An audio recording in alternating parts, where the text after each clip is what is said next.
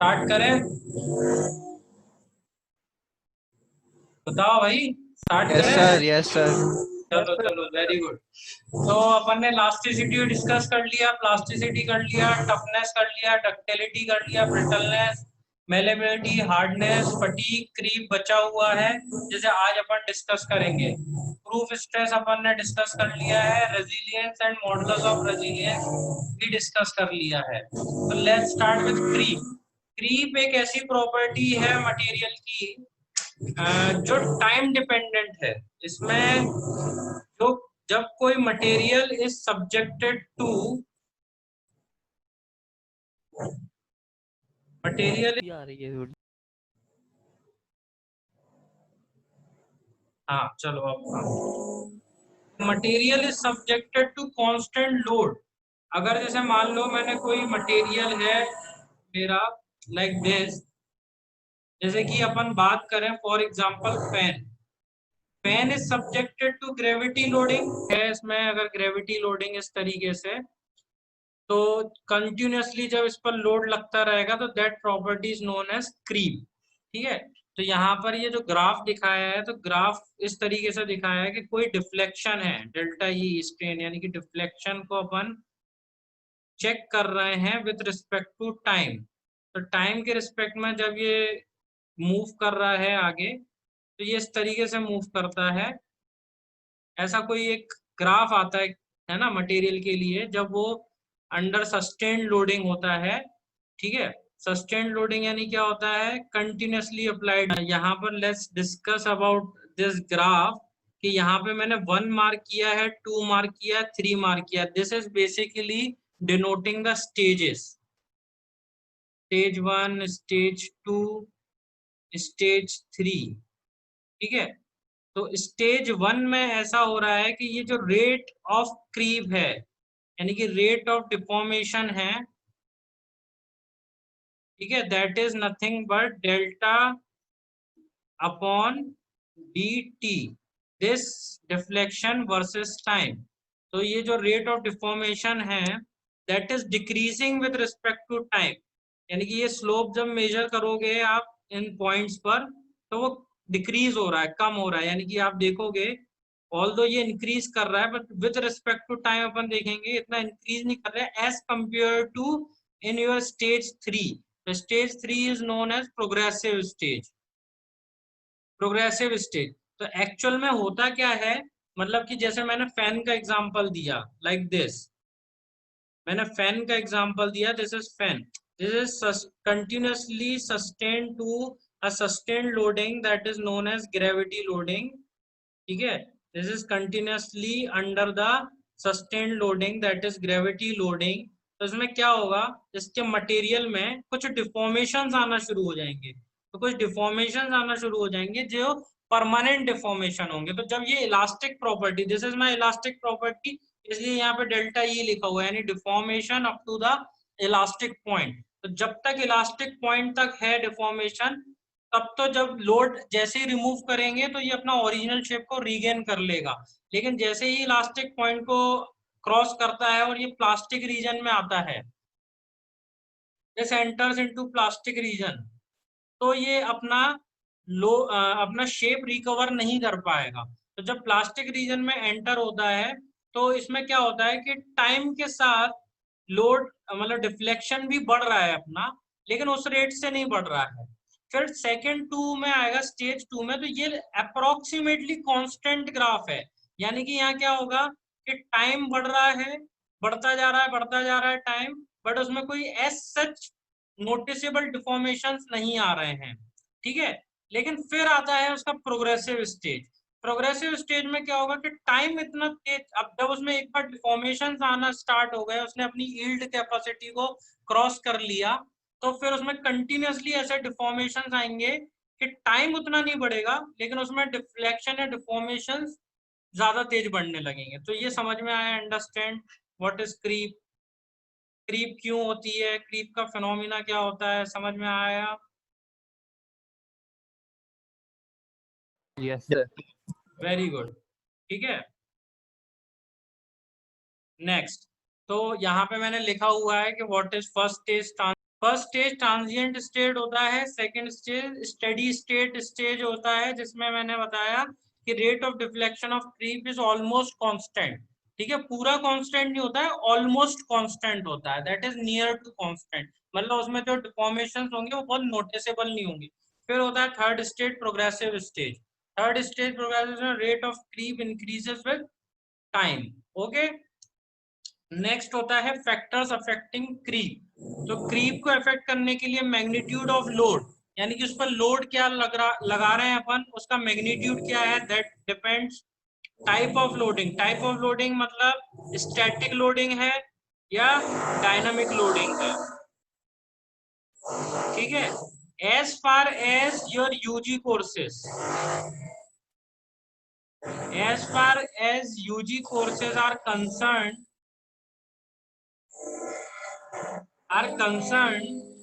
we only deals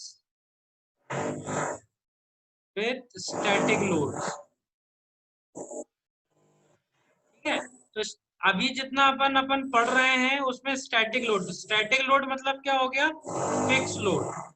यानी कि जैसे अपन लास्ट ईयर जब अपन ने SFD BMD पढ़ा था, तो अपन ने कोई बीम बनाया और उसके ऊपर अपन ने एक पॉइंट लोड लगा दिया ना, दिस इज स्टैटिक लोड, ये मूव नहीं कर रहा है।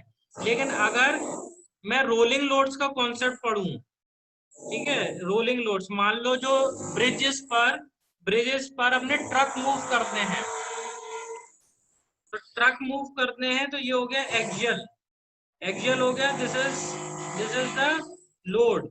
तो जब ये मूव करेगा तो ये पूरा यहां से यहां तक मूव करेगा, तो this will be known as moving load. ठीक है, such kind of loadings are known as dynamic, जो कि फिक्स नहीं है, जो कि मूव कर रही हैं या कांस्टेंट नहीं है। ठीक है,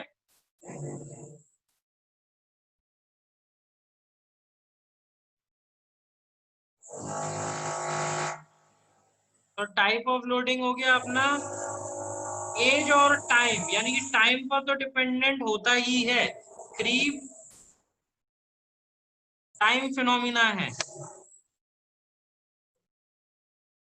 जैसे आपका फॉर एग्जांपल रेलवे ट्रैक्स, ठीक है, तो रेलवे ट्रैक्स में भी क्रीप होता है। ठीक है, फिर temperature, with increase in temperature creep increases, when temperature is half, this is half the melting point, creep becomes intolerable in metals, such a temperature is known as homologous temperature। जो half of melting point होता है, ये 12th में पढ़ा होगा तुमने, half of melting point होता है, that is known as homologous temperature। Note, in case of concrete and wood, temperature is not a prominent parameter for creep deflection। तो for metals के लिए क्रीप एक प्रोमिनिएंट पैरामीटर है, प्रोमिनिएंट यानी कि एक इंपॉर्टेंट पैरामीटर है। ठीक है, while as for concrete and wood इतना प्रोमिनिएंट पैरामीटर नहीं है। Next come to fatigue. तो ड्यू टू साइक्लिक और रिवर्सल ऑफ लोडिंग फ्रैक्चर में occur, that is known as fatigue. तो जो साइक्लिक और रिवर्सल ऑफ लोडिंग होती है, साइक्लिक और रिवर्सल यानी क्या हो गया, साइक्लिक और रिवर्सल क्या हो गया कि एक बार टेंशन फिर एक बार कंप्रेशन। ठीक है, this generally occurs in dynamic nature of load.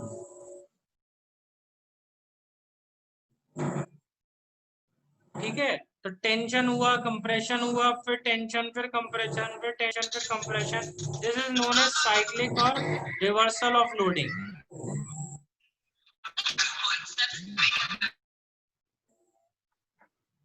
ठीक है, तो this is known as reversal of loading, that is known as fatigue.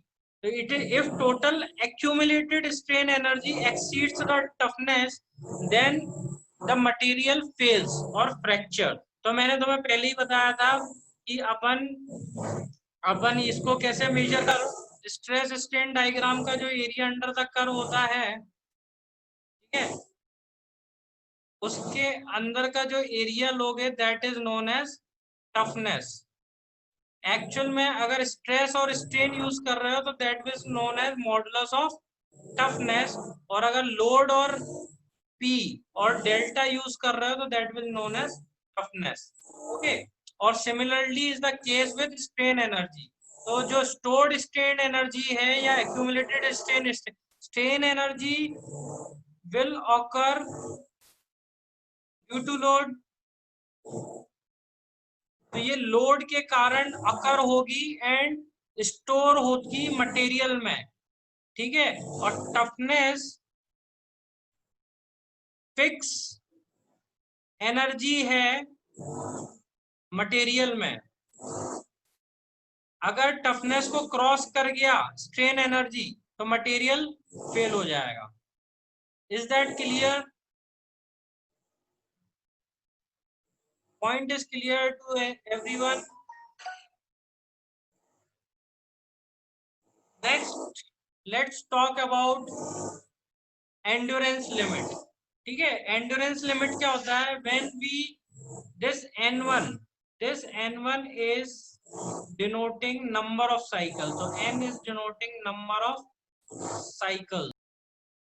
number of cycle, तो नंबर ऑफ साइकिल है और स्ट्रेसेस के बीच में जब अपन डायग्राम प्लॉट करेंगे तो एंड्योरेंस लिमिट क्या होती है कि किसी मटेरियल को हमने रिवर्सल ऑफ लोडिंग दिया,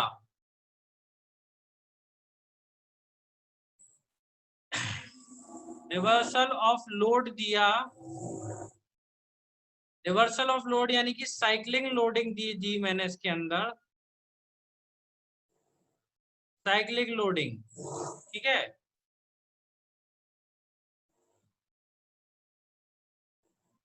cyclic loading that is reversal of load.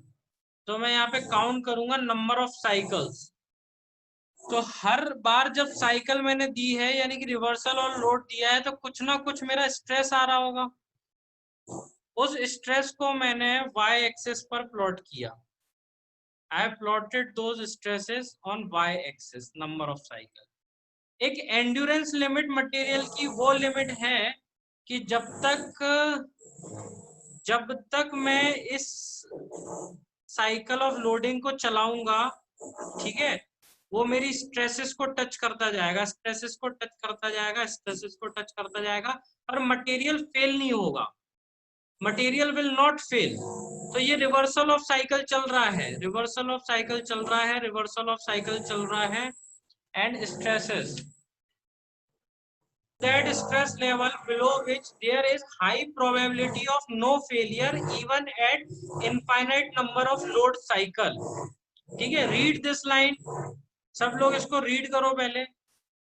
endurance limit is that stress level below which there is high probability of no failure even at infinite number of load cycle। ठीक है, तो endurance limit वो limit है stress का जहां तक आप कितना भी इनफाइनाइट नंबर ऑफ उसको रिवर्सल ऑफ लोडिंग दे दो, reversal of load, it will not fail, it will not fail। okay, so endurance limit is that stress level below which there is high probability of no failure even at infinite number of load cycle। so हम क्या करते हैं, हम एक factor of safety use करते हैं। Factor of safety कैसे कि मान लो कोई डिजाइन स्ट्रेस निकालनी है हमको, तो कोई मटेरियल पर स्ट्रेस आई, मटेरियल पर स्ट्रेस आ रही है 250 किलो न्यूटन पर mm स्क्वायर लाइक दिस। तो हमने उसको 2 से डिवाइड कर दिया, तो डिजाइन स्ट्रेस कितनी हो गई, 250 डिवाइड बाय 2 दैट इज 150। तो this is my endurance limit is 150 kilo Newton पर मीटर स्क्वायर। तो स्ट्रेस 150 से पहले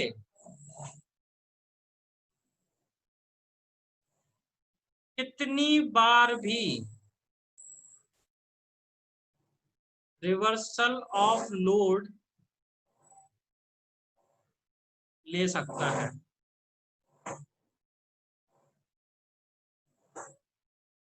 यानी कि 150 यानी कि this value can be 140, this value can be 130, this value can be 120, Now this is infinite number of cycles, but that should be below 150.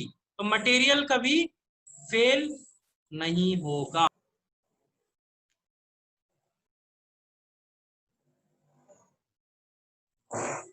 Next है behaviour of ductile material under tension test. ठीक है, तो like we have discussed before, true stress strain diagram for ductile material that is for steel. Okay, तो ये एक book का एकदम proper figure है. ठीक है, तो यहाँ पर अपन को प्रोपोर्शनैलिटी लिमिट सिग्मा पीएल मिल रहा है. Then it comes to yield stress. Yield stress के बाद यहाँ पर यील्डिंग फिनोमिना हो रहा है. This is yield plateau. This is known as yield plateau. Okay, इस यील्ड प्लेटू से ये कर्व ऊपर जाएगा. This will be your ultimate stress and then it will come to down. तो यहाँ पर फ्रैक्चर पॉइंट होगा. Here are material will get fail. ठीक है, तो this region after ultimate stress, after ultimate stress this point. ठीक है, this zone is known as necking. ठीक है, यील्डिंग से पहले यहां तक this known as strain hardening and this known as yielding phenomena. This is yield प्लेटू.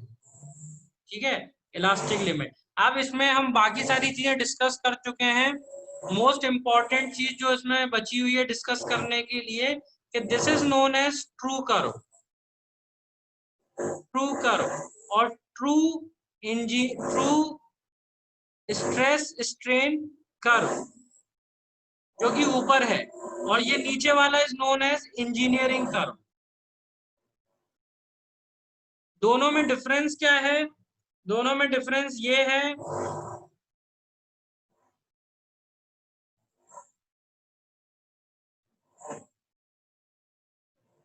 दोनों में डिफरेंस ये होता है, this is known as true curve और this is known as engineering curve. True curve में क्या होता है? जब हमने टेंसाइल टेस्ट किया तो गेज लेंथ मैंने बताई थी. गेज लेंथ का एरिया रिड्यूस होगा. अगर एरिया रिड्यूस होगा तो स्ट्रेस क्या होता है? Load upon area. so if area is reducing, stresses are more. So that's why this is true curve. So here you can see this is stress. The stress is higher. We are using a original, मतलब reduced area. ठीक है, और इन engineering stresses हम क्या करते हैं? ए is constant. तो जो मटेरियल का क्रॉस सेक्शनल एरिया था स्टार्टिंग में, उसको हमने कांस्टेंट ले लिया.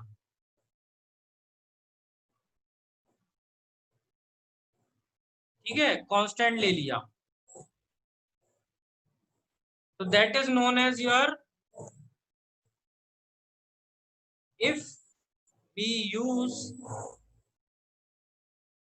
area constant, then the curve is known as engineering curve.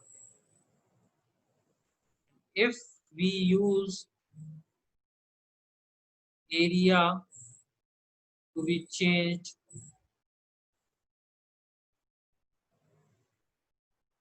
then the curve is stress.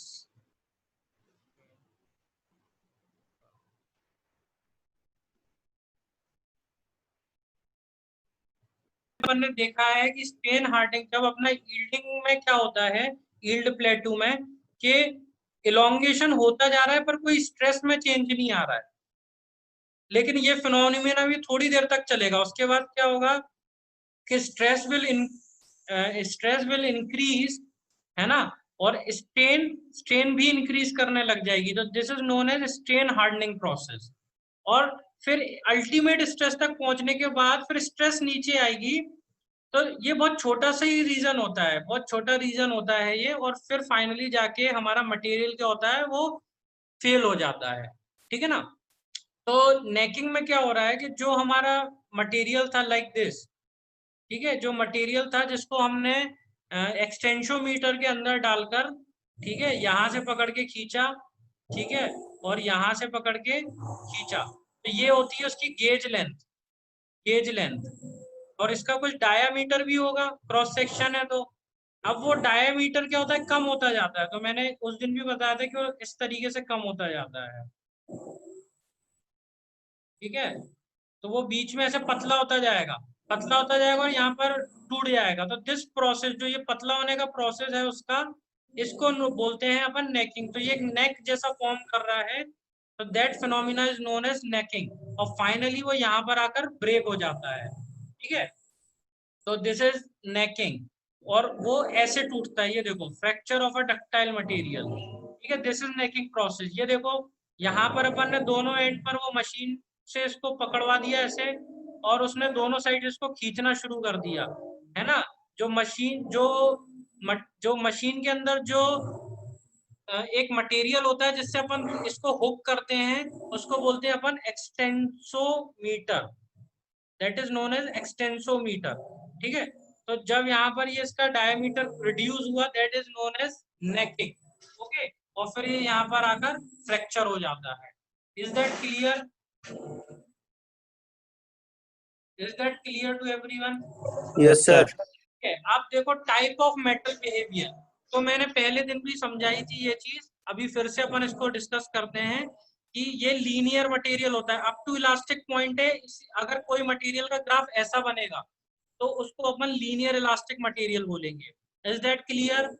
Second part देखो, अगर कोई मटेरियल का कर्व इस तरीके से बन रहा है तो इसको अपन नॉन लीनियर इलास्टिक मटेरियल बोलेंगे, ठीक है।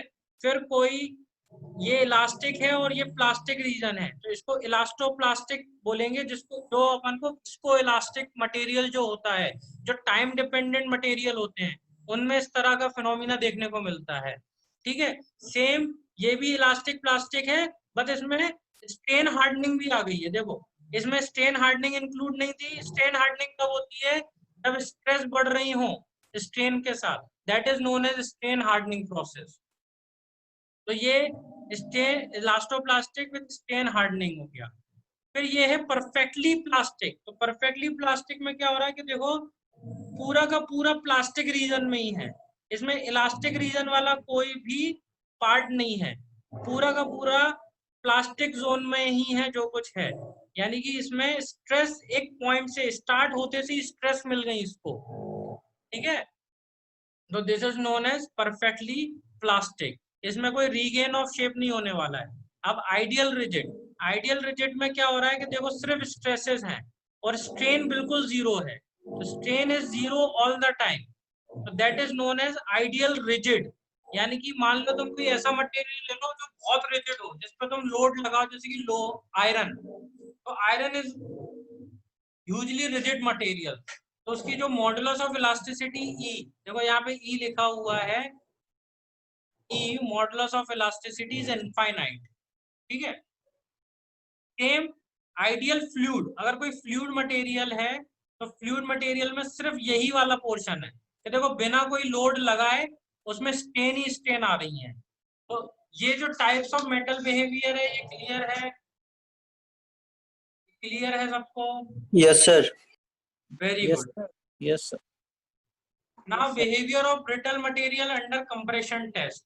तो ये इस तरह का तुमने अपनी लैब में देखा था टेस्ट होते हुए ट्यूब के ऊपर। तो ये कंप्रेशन टेस्ट है, इसको दोनों तरफ से अपन ने प्रेस किया है, इधर से और इधर से, ठीक है। तो ये कंप्रेशन टेस्ट है, ठीक है। तो इसको behaviour of brittle material under compression test है, ठीक है। इसका डायग्राम कुछ इस तरीके से बनता है। अगर स्टील के कंपैरिजन में अगर ये डायग्राम देखना चाहो तो ये बहुत छोटा डायग्राम है, स्टील का डायग्राम कुछ ऐसे बनेगा, लाइक दिस, लाइक दिस। तो ये उसके कंपैरिजन में ये इतना भी नहीं होता, ये यहीं तक खत्म हो जाता है ऐसे, ठीक है। लेकिन ये ग्राफ दिखाना है तो उसको अपन ने एग्जैगरेट कर दिया है, ठीक है।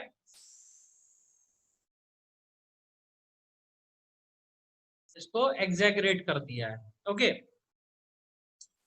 फिर types of failure under tension and compression. Tension failure in ductile metals, in ductile metals shear strength is less than tensile strength, okay. तो जो हम बात कर रहे थे कि डक्टाइल मटेरियल का जो फेलियर कैसा होगा, तो फेलियर उसका इस तरीके से नेकिंग प्रोसेस होती है उसकी, ठीक है।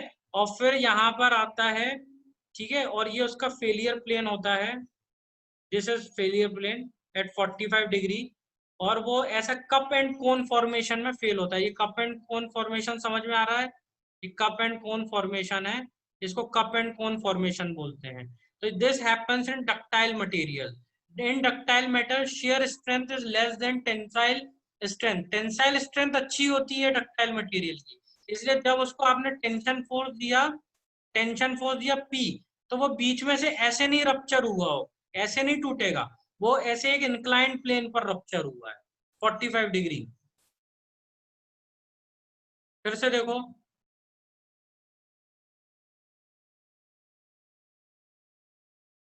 ठीक है। डक्टाइल मेटल्स में क्या होता है, डक्टाइल मेटल्स में आपने ये कप एंड कोन फॉर्मेशन में फेलियर होगा। अब ये टेंसाइल स्ट्रेंथ, हमने ये कौन सी फोर्स लगाई है, टेंसाइल फोर्स, दोनों तरफ से खींच रहे हैं, तो इसको कायदे से यहां से ब्रेक होना चाहिए था। लेकिन सिंस जो डक्टाइल मेटल्स होते हैं वो टेंसाइल स्ट्रेंथ में हाई होते हैं, शेयर स्ट्रेंथ में कम होते हैं, तो मटेरियल ऐसे बीच में से ना फेल होके ऐसे 45 डिग्री प्लेन पर फेल होता है, ठीक है। तो ये शेयर प्लेन कहलाता है, ठीक है, जो इसका फेलियर प्लेन होता है। Okay, is that clear to everyone? Yes, sir. Next है tension failure in brittle, brittle material. तो ब्रिटल मटेरियल जो है those are weak in tension. तो अब देखो, जब ब्रिटल मटेरियल को तुम ऐसे खींचोगे जैसे अपना chalk, for example chalk, concrete, glass, these are brittle material, cast iron. तो जब इनको आप दोनों साइड से ऐसे टेंशन फोर्स दोगे तो ये बीच में से इस तरीके से फेल हो जाएगा। तो this is our failure plane, plane of principal tension. इसको अपन बाद में समझेंगे, प्रिंसिपल टेंशन प्लेन क्या होते हैं, मैक्सिमम प्रिंसिपल प्लेन क्या होता है, माइनर प्रिंसिपल, बट अभी ये this is our failure plane. Next है compression failure for ductile metals, ठीक है। तो जो डक्टाइल मेटल्स होते हैं उन पे अपन इस तरीके से कंप्रेशन फोर्स लगाएंगे, ठीक है, तो दे विल बल्ज आउट। तो जो उनमें फेलियर प्रोसेस होता है वो बकलिंग होता है, ठीक है, जिसको इलास्टिक अनस्टेबिलिटी भी बोलते हैं। इस तरह के फिनोमिना को क्या बोला जाता है, बकलिंग, ठीक है। नेक्स्ट है compression failure in brittle material, ठीक है। यहाँ पर आप जब फोर्स लगाओगे, यहाँ पर जब आप फोर्स लगाओगे P, ठीक है, तो ये होगा आपका शेयर फेलियर, ठीक है। ये शेयर फेलियर होता है जो 45 डिग्री पे होता है, बट जो compression failure in brittle material है वो क्रशिंग के कारण होगा, ये टूट जाएगा। जैसा कि अपन ने पिक्चर देखी थी इसकी इस तरीके से, तो यहाँ पर आप देख रहे हो ये एक फेलियर प्लेन दिखा रहा है इसका, ठीक है, दिस इज फेलियर प्लेन है। और ये क्रश, जब दोनों तरफ से कंप्रेशन कंप्रेशन हो रहा है तो मटेरियल में क्या हो रही है, क्रशिंग, ठीक है। तो जो अपना compression failure in brittle material है, ठीक है, may fail in crushing, this is a shear shear failure plane. यहां तक अपन खत्म कर चुके हैं, कोई डाउट, कोई डाउट हो तो आप बात कर सकते हैं। Sir, हाँ, sir, please repeat the how to find the toughness. हर एक मिनट, हर्षवर्धन सिंह पूछ रहे हैं sir what is the meaning of time dependent material. Harshvardhan, time dependent material मैंने वो time dependent material, material time dependent नहीं होगा, जो फिनोमिना है वो टाइम डिपेंडेंट होगा, जैसा कि क्रीप के केस में होता है। तो क्रीप के केस में क्या होता है कि उसमें कंटिन्यूअसली जब आप फोर्स लगा रहे हो, एक लंबे ड्यूरेशन के लिए डिपेंडिंग ऑन टाइम, तो अपन उनको कहते हैं कि creep is time dependent phenomena. तो टाइम डिपेंडेंट फिनोमिना है, टाइम डिपेंडेंट मटेरियल नहीं है। Is that clear?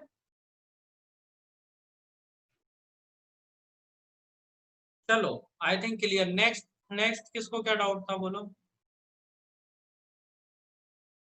Hello sir. Next किसको डाउट है वो पूछो। सर ये पूछ रहा सर टफनेस कैसे निकालते हैं, वो एक बार रिपीट कर दीजिए सर। टफनेस अपन सिंपल जो अपना स्ट्रेस स्ट्रेन कर्व ऑब्टेन होगा अपन को बाय एक्सपेरिमेंट, तो जो ग्राफ बनेगा उसका अपन को एरिया फाइंड आउट करना पड़ेगा। अब किसी ग्राफ का एरिया कैसे फाइंड आउट करते हैं, दिस इज सिंपली मैथमेटिकल। ठीक है, वो चीज आपको सिर्फ मैथमेटिक्स से ही किसी एरिया का जब आपको ग्राफ निकालना होगा, मतलब सॉरी जिस किसी ग्राफ का आपको जब एरिया कैलकुलेट करना पड़ेगा तो आपको पूरा मैथमेटिकली बेस करना पड़ेगा। जैसे कि आपने सिम्पसन्स वन साइड रूल पढ़ा होगा, ट्रापेजॉइडल रूल पढ़ा होगा, या फिर आपको ग्राफ की इक्वेशन मिल जाए तो आप उसको इंटीग्रेट कर सकते हो, है ना। फॉर एग्जाम्पल देखो यहाँ पे दिखाते हैं। सर वो तो मॉडुलस ऑफ टफनेस होता है ना सर। सर आप बता रहे थे अभी लोड और उसके बीच में जो ग्राफ बनेगा उसको टफनेस कहेंगे। लोड और डिस्प्लेसमेंट के बीच में जो ग्राफ बनेगा और उसका जब अपन एरिया फाइंड आउट करेंगे तो that is known as toughness, और अगर वही चीज स्ट्रेस और स्ट्रेन के बीच में निकालेंगे तो that will be known as modulus of toughness. भाई अगर आपके पास लोड और डिस्प्लेसमेंट की वैल्यू है तो आप स्ट्रेस और स्ट्रेन निकाल सकते हो ना किसी भी मटेरियल के लिए। हाँ yes sir sir yes sir. Okay, thank you दोनों सर। वाइस वर्सा चीजें होती हैं। हाँ, अभी हुक्स लॉ जो है वो स्ट्रेस स्ट्रेन में आता है, लेकिन सिंस इतना ग्राफ समझने के लिए, ये प्रॉपर्टी समझने के लिए हम हुक्स लॉ को पहले ही डिस्कस कर लेते हैं। तो अब जैसे for example this is lecture 3, मतलब अब अपन ने पहला टॉपिक कवर कर लिया है। अब अपन कल के टॉपिक में स्ट्रेस स्ट्रेन कवर करेंगे, जिसमें टॉपिक्स टू बी कवर्ड वो ये होंगे।